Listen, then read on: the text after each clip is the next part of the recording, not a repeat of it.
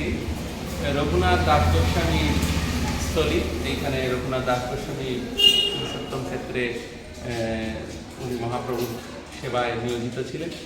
রঘুনাথ দাস গোস্বামী পুরীতে থাকাকালীন তার একটি রাধা গিরিধারী মূর্তি এখানে সেবিত করতেন। সেই বিগ্রহ আমরা এখন দর্শন করলাম। ভিতরে আপনারা দর্শন করতে পারবেন পাঠের মাধ্যমে। এই রঘুনাথ দাস গোস্বামী সেবিত এই শিববিগ্রহ। আর এখানেই বলে নিচ্ছি, অদূরে আছে ব্রহ্মানন্দ ভারতী। এই ব্রহ্মানন্দ ভারতী কেশব ভারতীর গুরু ভ্রাতা, তো এবং সেই কারণে মহাপ্রভু তাকে কাকা গুরু জ্ঞান করতেন। তার দুই বিগ্রহ কৃষ্ণ বলরাম, সেই কৃষ্ণ বলরামের দুই বিগ্রহ আমরা দর্শন করব। এবং এখানে হচ্ছে জগদানন্দ পণ্ডিতের রাধা গিরিধারী দর্শন আছে, ওই গিরিধারী মঠ। ওই গিরিধারী মঠে আমরা দর্শন করব হচ্ছে চৈতন্য মহাপ্রভুর, যিনি লীলায়তে ছিলেন সত্যভামা।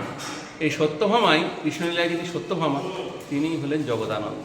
জগদানন্দ মহাপ্রভুকে ভালো মন্দ খাওয়াতে চাইতেন, আর স্বরূপ দামোদর বলতেন, না প্রভু তুমি খাবে না, তুমি সন্ন্যাস ধর্ম নিয়ে। তাই মহাপ্রভু সন্ন্যাস ধর্মটা রক্ষা করতে, জগদানন্দ এত প্রেমী ভক্ত ছিলেন, তিনি বলতেন তুমিই তো কৃষ্ণ, তুমি খাবে না তো কে খাবে। যদি না খেত তো স্বরূপ দামোদর রাগ করে 3 দিন উপবাস যেত। তা একবার এই জগদানন্দ উপবাস, জগদানন্দ একবার বাংলা থেকে মহাপ্রভুর মাথায় যন্ত্রণা হয় বলে তিনি কী করছেন, সুগন্ধি তেল মাথায় করে বাংলা থেকে 22 দিন মাথায় করে এনেছিল।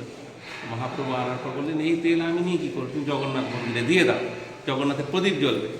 বলে তোমার সেবায় যদি না লাগে তা আমি দারু ব্রহ্মকে দেবো না। বলে সেই তেল যেখানে ভেঙে ফেলেছিল সেই উঠোন আমরা এখন দর্শন করব, যে সেখানে তৈলভাণ্ড ভাঙা হয়েছিল। আর রাগ করে যে ঘরের মধ্যে গিয়ে লুকিয়েছিল আর মহাপ্রভুকে যে দরজায় টোকা মেরেছিল, সেই দরজা এখনও পর্যন্ত আছে 500 বছর।